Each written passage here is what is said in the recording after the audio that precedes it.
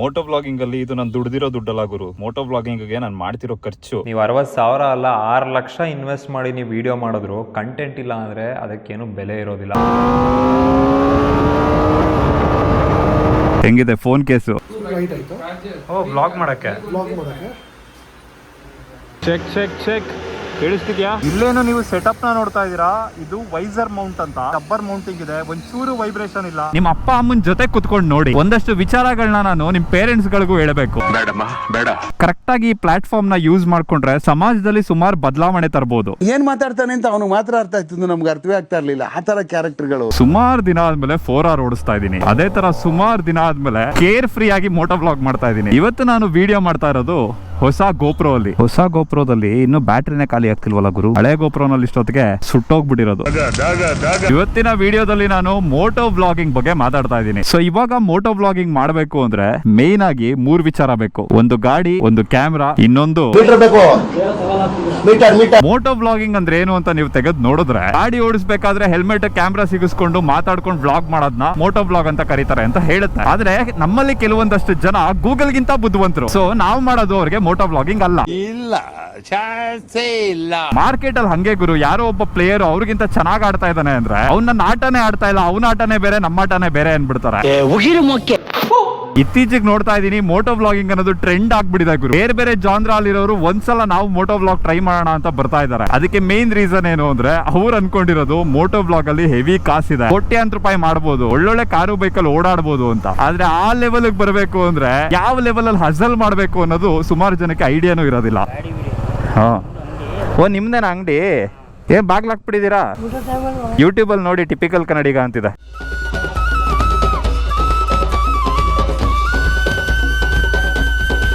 So ಇವತ್ತಿನ video Moto vlogging ಮಾಡಬೇಕು ಅಂತ ಪ್ಲಾನ್ ಮಾಡ್ತಿರೋರ್ಗೆ, ಇವಾಗ ಸ್ಟಾರ್ಟ್ ಮಾಡಬೇಕು ಅಂತ ಅನ್ಕೋತಿರೋರ್ಗೆ, ಆಲ್ರೆಡಿ ಮೋಟೋ ವ್ಲಾಗಿಂಗ್ ಮಾಡ್ತಾ ಇರೋರು ನನ್ನ ವಿಡಿಯೋ ನೋಡಕ್ ಬರಬೇಡಿ. ಏನಕ್ಕೆ ಅಂದ್ರೆ ನಾನು ಹೇಳೋಂತ ಕೆಲವು ಸತ್ಯಗಳನ್ನ ಕೇಳಿ ನೀವು ಅಫೆಂಡ್ ಆಗ್ಬಿಡ್ತೀರಾ. ಇದು ಯಾವತ್ತೋ ಗೊತ್ತು ಸರ್ ನನಗೆ. ಮುಂಚೆ ಎಲ್ಲ ಯೂಟ್ಯೂಬ್ ಅನ್ನೋದು ಒಂದು ಪ್ಯಾಷನ್ ಆಗಿರ್ತಿತ್ತು. ನಮ್ಮ ಮನ್ಸಲ್ಲಿ ಇರೋದನ್ನ ಹೇಳ್ಕೊಳ್ಳೋದಕ್ಕೆ, ನನ್ನ ಸ್ಕಿಲ್ಸ್ ನ ತೋರಿಸ್ಕೊಳ್ಳೋದಕ್ಕೆ, ಜನಕ್ಕೆ ನಾಲೆಡ್ಜ್ ಕೊಡೋದಕ್ಕೆ, ಎಂಟರ್ಟೈನ್ಮೆಂಟ್ ಕೊಡೋದಕ್ಕೆ ಯೂಟ್ಯೂಬ್ ಅನ್ನೋದಿತ್ತು. ಆದ್ರೆ ಇವಾಗ ಯೂಟ್ಯೂಬ್ ಅನ್ನೋದು ಪ್ಯೂರ್ ಬಿಸ್ನೆಸ್ ಆಗ್ಬಿಟ್ಟಿದೆ ಗುರು. ಸುಮಾರು ಜನ ಯೂಟ್ಯೂಬರ್ಸ್ ಗಳು ಹೆಂಗೆ ಅಂದ್ರೆ ಅವ್ರಿಗೆ ಆ ವಿಡಿಯೋದಲ್ಲಿ ಬ್ರ್ಯಾಂಡ್ ಬರ್ಲಿಲ್ಲ ಅಂದ್ರೆ ಅವ್ರ ವಿಡಿಯೋನೇ ಅಪ್ಲೋಡ್ ಮಾಡೋದಿಲ್ಲ. ನೀವು ಗಾಬರಿ ಪಡಬೇಡಿ, ನಿಮ್ಮ ಹೆಸರು ಎಲ್ಲೂ ತರಲ್ಲ. ಮುಂಚೆ ಎಲ್ಲ ಸಬ್ಸ್ಕ್ರೈಬರ್ಸ್ ವೆಯ್ಟ್ ಮಾಡ್ತಾ ಇರ್ತಾರೆ, ಅವ್ರಿಗೋಸ್ಕರ ವಿಡಿಯೋ ಅಪ್ಲೋಡ್ ಮಾಡ್ತೀನಿ, ಅವ್ರಿಗೋಸ್ಕರ ಕನ್ಸಿಸ್ಟೆಂಟ್ ಆಗಿರ್ತೀನಿ ಅಂತೆಲ್ಲ ಹೇಳ್ತಿದ್ರು. ಇವಾಗ ಅವರು ಬ್ರ್ಯಾಂಡ್ ಗೋಸ್ಕರ ಕನ್ಸಿಸ್ಟೆಂಟ್ ಆಗಿರ್ತಾರೆ. ಮೋಟೋ ವ್ಲಾಗಿಂಗ್ ಅಲ್ಲಿ ರೂಲ್ಸ್ ಇಲ್ಲ ಗುರು. ಇದೇ ಗಾಡಿನಲ್ಲಿ ಮೋಟೋ ವ್ಲಾಗಿಂಗ್ ಮಾಡ್ಬೇಕು, ಅದೇ ಗಾಡಿನಲ್ಲಿ ಮೋಟೋ ವ್ಲಾಗಿಂಗ್ ಮಾಡ್ಬೇಕು ಅಂತ. ಯಾವ ಗಾಡಿ ಆದ್ರೂ ನಡೆಯುತ್ತೆ. ಇನ್ನೊಂದು ಕ್ಯಾಮ್ರಾ. ಬೇರೆ ವ್ಲಾಗಿಂಗ್ ಎಲ್ಲ ಮಾಡೋದಕ್ಕೆ ನಿಮಗೆ ಯಾವ ಕ್ಯಾಮ್ರಾ ಆದ್ರೂ ನಡೆಯುತ್ತೆ. ಆದ್ರೆ ಮೋಟೋ ವ್ಲಾಗಿಂಗ್ ಮಾಡ್ಬೇಕು ಅಂದಾಗ ಆಕ್ಷನ್ ಕ್ಯಾಮ್ರಾ ಬೇಕಾಗುತ್ತೆ. ನೀವೇನಾದ್ರೂ ಯೂಟ್ಯೂಬ್ ಮಾಡ್ಬೇಕಾದ್ರೆ ಸ್ಟಾರ್ಟಿಂಗ್ ಅಲ್ಲಿ ಡಿಸೈಡ್ ಮಾಡ್ಕೊಳ್ಳಿ, ನೀವೊಬ್ಬ ಪ್ರಮೋಟರ್ ಆಗಿರ್ತೀರಾ ಅಥವಾ ಕ್ರಿಟಿಕ್ ಆಗಿರ್ತೀರಾ ಅಂತ. ನೀವು ಯೂಟ್ಯೂಬ್ ಅಲ್ಲಿ ಅಥವಾ ಮೋಟೋ ಬ್ಲಾಗಿಂಗ್ ಅಲ್ಲಿ ಒಬ್ಬ ಪ್ರಮೋಟರ್ ಆಗಿ ಬಂದ್ರೆ ಬ್ರ್ಯಾಂಡ್ಸ್ ಗಳು ನಿಮ್ಮನ್ನ ಎಲ್ಲಾ ಲಾಂಚ್ ಗೂ ಕರೀತಾರೆ, ಸರಿ ಕಾಸು ಮಾಡ್ಕೋಬಹುದು. ಆದ್ರೆ ಅವ್ರು ಏನ್ ಕೊಡ್ತಾರೆ ಅದೇ ಸ್ಕ್ರಿಪ್ಟ್ ಓದಬೇಕು. ಹೇಳೋದಕ್ಕಿಂತ ಜಾಸ್ತಿನೂ ಮಾಡೋ ಹಾಗಿಲ್ಲ, ಹೇಳೋದಕ್ಕಿಂತ ಕಡಿಮೆನೂ ಮಾಡೋ ಹಾಗಿಲ್ಲ, ಹೇಳಿದ್ದನ್ನು ಮಾತ್ರ ಮಾಡಬೇಕು. ಅದೇ ನೀವೇನಾದ್ರೂ ಕ್ರಿಟಿಕ್ ಆಗಿರ್ತೀರಾ ಅಂದ್ರೆ ನಿಮ್ ಲೈಫ್ ಹೆವಿ ಕಷ್ಟ ಇರೋದು ಗುರು. ನಿಮ್ಮನ್ನ ಲಾಂಚ್ ಗಳಿಗೆ ಕರೆಯೋದಿಲ್ಲ. ಆತರ ಲಾಂಚ್ ಅಲ್ಲಿ ಕರೆದು ಅಕಸ್ಮಾತ್ ನೀವೇನಾದ್ರೂ ಸತ್ಯ ಹೇಳಿದ್ರೆ ನಿಮ್ಮನ್ನ ಬ್ಲಾಕ್ ಲಿಸ್ಟ್ ಮಾಡ್ಬಿಡ್ತಾರೆ. ಸೊ ಈ ಕ್ರಿಟಿಕ್ ಅನ್ನೋ ವರ್ಡ್ ಅರ್ಥ ಏನು ಅಂದ್ರೆ ಒಂದು ವಸ್ತುವಲ್ಲಿರುವಂತ ನೆಗೆಟಿವಿಟಿನ ಹೇಳೋದು. ನೆಗೆಟಿವಿಟಿ ಅಂದ ತಕ್ಷಣ ಜನ ಫುಲ್ ಸೈಕ್ ಆಗ್ಬಿಡ್ತಾರೆ. ನೆಗೆಟಿವಿಟಿನ ಹೇಳೋದ್ರಿಂದ ನೆಗೆಟಿವಿಟಿ ಸ್ಪ್ರೆಡ್ ಆಗೋದಿಲ್ಲ, ಪಾಸಿಟಿವಿಟಿಗೆ ವ್ಯಾಲ್ಯೂ ಜಾಸ್ತಿ ಆಗುತ್ತೆ. ಎಂತಹ ಮಾತು ಹೇಳಿದ್ರೆ ತಂದೆ. ನೀವೇನಾದ್ರೂ ಪ್ರಮೋಟರ್ ಆಗಿದ್ರೆ ಬ್ರ್ಯಾಂಡ್ ಗಳು ಆಡುವಂತ ಚೆಸ್ ಅಲ್ಲಿ ನೀವೊಂದು ಪಾನ್ ಅಷ್ಟೇ. ಅದೇ ನೀವೇನಾದ್ರೂ ಕ್ರಿಟಿಕ್ ಆಗಿದ್ರೆ ಬ್ರ್ಯಾಂಡ್ ಗಳು ಆಡುವಂತ ಚೆಸ್ ಅಲ್ಲಿ ನೀವು ಆಪೋಸಿಷನ್ ಅಲ್ಲಿ ಇರ್ತೀರಾ. You won't be the pawn they move, but you will be the pawn they are scared about. America convent ಓದಿದ್ದು. ಹೌದು, ಇದರಿಂದ ಬರುವಂತ ಮೇನ್ ಚಾಲೆಂಜ್ ಏನು ಅಂದ್ರೆ ಜನ ನಿಮ್ಮನ್ನ ಇಷ್ಟ ಪಡೋದಿಲ್ಲ. ಅವ್ರಿಗೆ ಯಾವ್ದೋ ಒಂದು ಬ್ರ್ಯಾಂಡ್ ಇಷ್ಟ ಇರುತ್ತೆ, ಅದನ್ನ ನೀವು ಬೈತಾ ಇದ್ದೀರಾ ಅಂದ್ರೆ ಆಟೋಮೆಟಿಕ್ ಆಗಿ ಅವ್ರು ನಿಮ್ಮನ್ನ ಹೇಟ್ ಮಾಡಕ್ ಶುರು ಮಾಡ್ತಾರೆ. ನನ್ನಷ್ಟಕ್ಕೆ ನಾನು ಇರ್ತೀನಿ, ಸುಮ್ನೆ ಬಂದ್ ಕೆಣಕ್ಸೋದ್ ನನ್ ಮಕ್ಕಳು. ಸ್ಟಾರ್ಟ್ ಮಾಡ್ಬೇಕು ಅಂದ್ರೆ ನೀವು SJ ಕ್ಯಾಮಲ್ ಮಾಡಬಹುದು, ಆಮೇಲೆ ಗೋಪ್ರೋ ಇದೆ, DJ ಇದೆ. ನಿಮ್ಮ ಹತ್ರ ಏನಾದ್ರೂ ಇನ್ವೆಸ್ಟ್ ಮಾಡಕ್ಕೆ ದುಡ್ಡಿದೆ ಅಂದ್ರೆ ಒಂದು ಪ್ರಾಪರ್ ಗೋಪ್ರೋ ಮೇಲೆ ಇನ್ವೆಸ್ಟ್ ಮಾಡಿ. ಮೋಟೋ ಬ್ಲಾಗಿಂಗ್ ಗೆ any day GoPro is a better option. DJI ಕ್ಯಾಮ್ರಾನು ಚೆನ್ನಾಗೇ ಇದೆ, ಆದ್ರೆ ನನಗೆ DJI ಕ್ಯಾಮ್ರಾದಲ್ಲಿ ತುಂಬಾ ಹೈ ಲೆವೆಲ್ ಅಲ್ಲಿ ಆಡಿಯೋ ಮಫಲ್ ಆಗತ್ತೆ ಅಂತ ಅನಿಸ್ತು. ನೀವು ಬೇರೆ ತರ ಎಲ್ಲ ವ್ಲಾಗಿಂಗ್ ಮಾಡ್ತೀರಾ ಅಂದ್ರೆ DJI ಚೆನ್ನಾಗಿದೆ. Out and out moto vlogging ಮಾಡ್ತೀರಾ, ನಿಮ್ ಕ್ಯಾಮ್ರಾ 3 ಹೊತ್ತುನು ಹೆಲ್ಮೆಟ್ ಅಲ್ಲೇ ಇರುತ್ತೆ ಅಂದ್ರೆ ಗೋಪ್ರೋ ತಗೊಳ್ಳಿ. ಎಲ್ಲಾ ತರ ಕ್ಯಾಮ್ರಾನು ನೋಡಿ, ಎಲ್ಲಾ ತರ ಮೌಂಟ್ಸ್ ನೋಡಿದ್ಮೇಲೆ ಲಾಸ್ಟ್ ಅಲ್ಲಿ ಇದನ್ನ ಫೈನಲೈಸ್ ಮಾಡಿದೀವಿ. ಓವರ್ ಆಲ್ ಸೆಟಪ್ ನನಗೆ ಮಾಡೋದಕ್ಕೆ 3 ಜನ ಹೆಲ್ಪ್ ಮಾಡಿದ್ದಾರೆ. ಫಸ್ಟ್ DC ಡೇಸ್ ಅವರು. ನಾನು ತುಂಬಾನೇ ಕನ್ಫ್ಯೂಷನ್ ಅಲ್ಲಿ ಇದೆ ಯಾವ ಕ್ಯಾಮ್ರಾ ತಗೋಬೇಕು ಅಂತ. ಅವಾಗ ಅವರೇನೆ ನನಗೆ 13 ಪ್ಲಸ್ ND ಫಿಲ್ಟರ್ ತಗೊಳ್ಳಿ ಅಂತ ಹೇಳಿದ್ರು. 2 ನಮ್ ಗೋಸ್ಟ್ ರೈಡರ್, ಅವ್ರ ಕಾಂಟ್ಯಾಕ್ಟ್ ಇಂದಾನೆ ನನಗೆ ಇದೆಲ್ಲ ಈಸಿಯಾಗಿ ಸಿಕ್ಕಿದ್ದು. 3ನೇದು ನಮ್ಮ G2 ಪ್ರಾಡಕ್ಟ್ಸ್ ಅವರು. ನನಗೆ ಯಾವ್ದೇವ್ರು ಬೇಡ, ನನಗೆ ನೆಕ್ಸ್ಟ್ ಬರುವಂತ ಚಾಲೆಂಜ್ ಏನು ಅಂದ್ರೆ ಯಾರ್ಯಾರು ಪ್ರಮೋಟ್ ಮಾಡ್ತಾ ಇರ್ತಾರೆ ಅವರೆಲ್ಲ ತಿರುಗಿ ನಿಮ್ಮ ಆಪೋಸಿಟ್ ಬೀಳ್ತಾರೆ. ಏನಕ್ಕೆ ಅಂದ್ರೆ ಅವ್ರ ಬಿಸ್ನೆಸ್ ಬೀಳುತ್ತಲ್ಲ ಗುರು ಇದರಿಂದ. ಆಯ್ಕೊಂಡ್ ತಿಂತಿದ್ವಿ, ತಿರ್ಕೊಂಡ್ ತಿನ್ನೋಂಗ್ ಮಾಡ್ಬಿಟ್ಟ. ಇನ್ನೂ ಒಂದ್ ಲೆವೆಲ್ ಮೇಲ್ಗಡೆ ಹೋದ್ರೆ ಒಂದು ಬ್ರ್ಯಾಂಡ್ ಅವ್ರ ಬಗ್ಗೆ ನಾನೊಂದು ಕೆಟ್ಟದಾಗಿ ವಿಡಿಯೋ ಮಾಡಿರ್ತೀನಿ ಅಂದ್ರೆ ನನ್ ಸುತ್ತಮುತ್ತ ಇರೋರ್ಗೆನೆ ಒಳ್ಳೆ ದುಡ್ಡು ಕೊಟ್ಟು ನನ್ ಬಗ್ಗೆನೆ ನೆಗೆಟಿವ್ ವಿಡಿಯೋ ಮಾಡಿಸಿ ಜನರ ಕಣ್ಣಲ್ಲಿ ನನ್ನನ್ನ ವಿಲನ್ ಮಾಡ್ಸಕ್ಕೆ ಟ್ರೈ ಮಾಡ್ತಾರೆ. ನಿಮಗೆ ಇದು ಲೇಟೆಸ್ಟ್ ಸ್ಟೇಜಸ್ ಅಲ್ಲ ಆದ್ರೆ ಪರವಾಗಿಲ್ಲ, ನೀವೇನು ಅಂತ ಜನಕ್ಕೆ ಗೊತ್ತಿರುತ್ತೆ. ಅದೇ ಏನಾದ್ರೂ ಇದು ಹೊಸ ಯೂಟ್ಯೂಬರ್ ಆಯ್ತು ಅನ್ಕೊಳ್ಳಿ, ಅವ್ನ ಕರಿಯರೇ ಮುಗ್ದೋಗುತ್ತೆ ಗುರು. ನೀ ಇನ್ನು ಚಿಕ್ಕವನು, ದೊಡ್ಡವನಾದ್ಮೇಲೆ ಎಲ್ಲ ಅರ್ಥ ಆಗುತ್ತೆ. ಈ ತರ ತೋಟಗಳಲ್ಲಿ ಗದ್ದೆಗಳಲ್ಲಿ ಹುಲ್ಲು ಹೈಟ್ ಅಲ್ಲಿ ಬೆಳೆದಿದ್ದಾಗ ಎಲ್ಲ ಚೆನ್ನಾಗೇ ಕಾಣುತ್ತೆ. ಅದನ್ನ ಕತ್ತರಿಸಿದಾಗ್ಲೇ ಗೊತ್ತಾಗೋದು ಹಾವುಗಳು ಎಷ್ಟಿದಾವೆ ಅಂತ. ನಾನು ಈ ಗೋಪ್ರೋನ ತಗೊಂಡಿದ್ದು G2 ಪ್ರಾಡಕ್ಟ್ಸ್ ಅಲ್ಲಿ. ನಾನು ಮುಂಚೆ ಒಂದು ಗೋಪ್ರೋ ವಿಡಿಯೋ ಮಾಡಿದ್ದೆ. ಅದರಲ್ಲಿ ಗೋಪ್ರೋ ಆಗಿರ್ಬೋದು, ಆಡಿಯೋ ಅಡಾಪ್ಟರ್ ಆಗಿರ್ಬೋದು, ಕ್ಲಾಂಪ್ ಗಳಾಗಿರ್ಬೋದು, ಮೈಕ್ ಆಗಿರ್ಬೋದು, ಇದನ್ನೆಲ್ಲ ಒಂದೊಂದೇ ಹುಡುಕಿ ತಗೊಳ್ಳೋಷ್ಟ್ರಲ್ಲಿ ನನಗೆ ಜಾಸ್ತಿ ಟೈಮು ಹಿಡಿತು, ಕಾಸು ಖರ್ಚಾಯ್ತು. ಆದ್ರೆ G2 ಪ್ರಾಡಕ್ಟ್ಸ್ ಅವರು ಎಕ್ಸ್ಕ್ಲೂಸಿವ್ ಆಗಿ ಮೋಟೋ ಬ್ಲಾಗರ್ಸ್ಗೆ ಅಂತಾನೆ ಶಾಪ್ ಇಟ್ಕೊಂಡಿರೋದು. ನಿಮಗೆ ಕ್ಯಾಮ್ರಾ ಇಂದ ಹಿಡಿದು ನಿಮ್ಮ ಹತ್ರ ಇರುವಂತ ಹೆಲ್ಮೆಟ್ ಗೆ ಪರ್ಟಿಕ್ಯುಲರ್ ಆಗಿ ಮೌಂಟ್ ಗಳನ್ನ ಕೂಡ ಅವರು ಸೇಲ್ ಮಾಡ್ತಾರೆ. ಸೊ ಇದೆಲ್ಲ ಮೇಜರ್ ಆಗಿ ಬೈಕ್ ಹ್ಯಾಂಡಲ್ ಬಾರ್ ಗಳಿಗೆ ಹಾಕೋದಲ್ವಾ. ಇದು ವೈಸರ್ ಮೌಂಟ್, ಇದು 360 ಮೌಂಟ್. ಸೊ ಬೈಕ್ ಅಲ್ಲಿ ಯಾವುದೇ ತರ ವಿಡಿಯೋ ಮಾಡಬೇಕು ಅಂದ್ರೆ ನಿಮ್ಮ ಹತ್ರ ಯಾವುದಕ್ಕೂ ಆಕ್ಸೆಸರಿ ಇದೆ.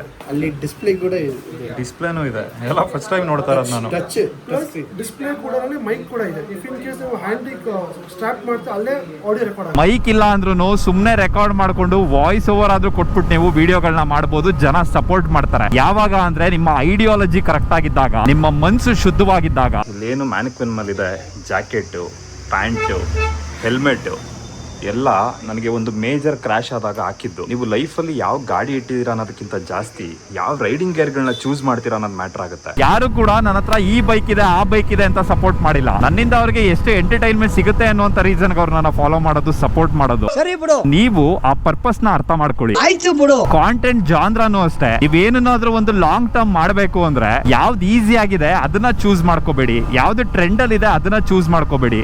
ಅದೆರಡು ಬೋರ್ ಆಗ್ಬಿಡುತ್ತೆ. ನೀವು ಮಾಡುವಂತ ಕೆಲಸ ನಿಮ್ಗೆ ಖುಷಿ ಕೊಡಬೇಕು, ಅವಾಗ್ಲೇ ನಿಮ್ಗೆ ಲಾಂಗ್ ಟರ್ಮ್ ಅಲ್ಲಿ ಯೂಟ್ಯೂಬ್ ಅಲ್ಲಿ ಇರಕ್ ಆಗೋದು. ನಾನು ಕೊಡೋದೇ ಇಷ್ಟು ಮಾತ್ರ ಕಷ್ಟ ಮಾತ್ರ ಜಾಗ ಖಾಲಿ ಮಾಡು. ಇನ್ನೊಂದಷ್ಟು ಜನಕ್ಕೆ ಮೋಟೋ ಬ್ಲಾಗಿಂಗ್ ಮಾಡ್ಬೇಕು ಅನ್ನೋಂತ ಮೇನ್ ರೀಸನ್ ಏನು ಅಂದ್ರೆ ಫೇಮ್. ಜನ ನಮ್ಮ ಹೆಸರನ್ನ ಕರೀತಾರೆ, ಮೀಟಪ್ ಗಳಿಗೆ ಹೋದಾಗ ಬಂದ್ ಸೆಲ್ಫಿ ತೆಕ್ಕೋತಾರೆ, ಎಲ್ಲಾ ಕಡೆ ಹೋದಾಗ ಜನ ನಮ್ಮನ್ನ ಗುರ್ತಿಡಿತಾರೆ ಅನ್ನುವಂತ ಒಂದು ಐಡಿಯಾ ಏನಿದೆ ಅವ್ರಿಗೆ ತುಂಬಾನೇ ಇಷ್ಟ ಆಗುತ್ತೆ. ಈ ಅಟೆನ್ಷನ್ ಸೀಕಿಂಗ್ ಇದೆಯಲ್ಲ, ಇದು ಯಾವುದೇ ತರ ತಪ್ಪಲ್ಲ. ಏನಕ್ಕೆ ಅಂದ್ರೆ ಅವ್ರಿಗೆ ಗೊತ್ತು ಅವ್ರ ಹತ್ರ ಎಷ್ಟು ಟ್ಯಾಲೆಂಟ್ ಇದೆ, ಅವರು ಬೇರೆಯವ್ರಿಗಿಂತ ಎಷ್ಟು ಬೆಟರ್ ಆಗಿದ್ದಾರೆ ಅಂತ. ಅದನ್ನ ಪ್ರೂವ್ ಮಾಡ್ಕೊಳ್ಳೋದಕ್ಕೆ ಬೇಕಾಗಿರೋದು ಅಟೆನ್ಷನ್, ಎಕ್ಸ್ಪೋಜರ್. ಅದು ಯೂಟ್ಯೂಬ್ ಇಂದ ಸಿಗುತ್ತೆ. ಒಂದ್ ನಿಮಿಷ ಇರಿ.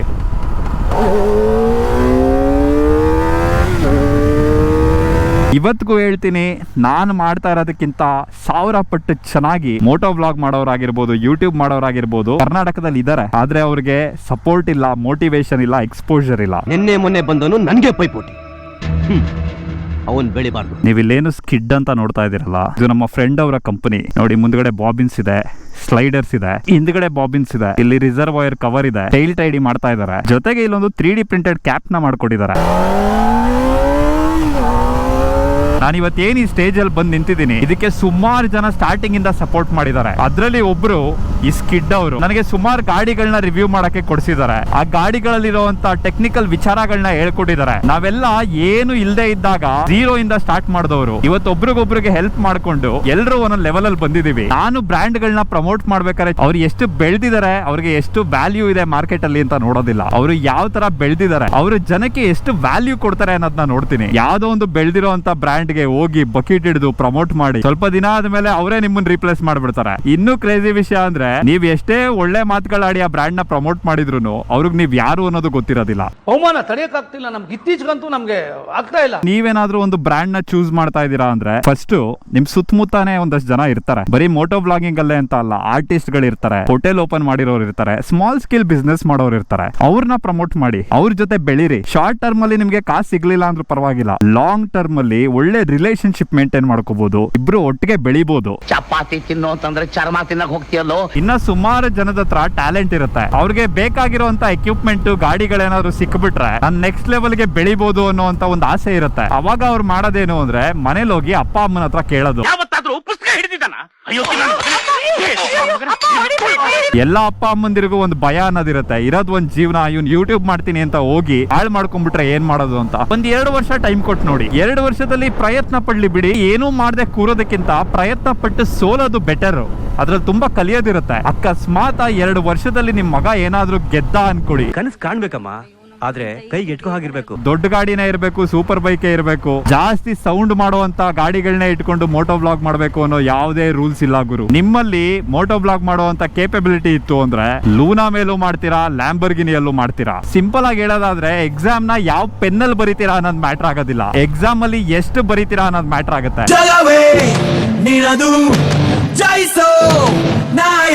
ಸೂರ್ಯಂಗೆ ತುಂಬಾ ಹೊತ್ತು ಗ್ರಹಣ ಹಿಡಿಯಲ್ಲ.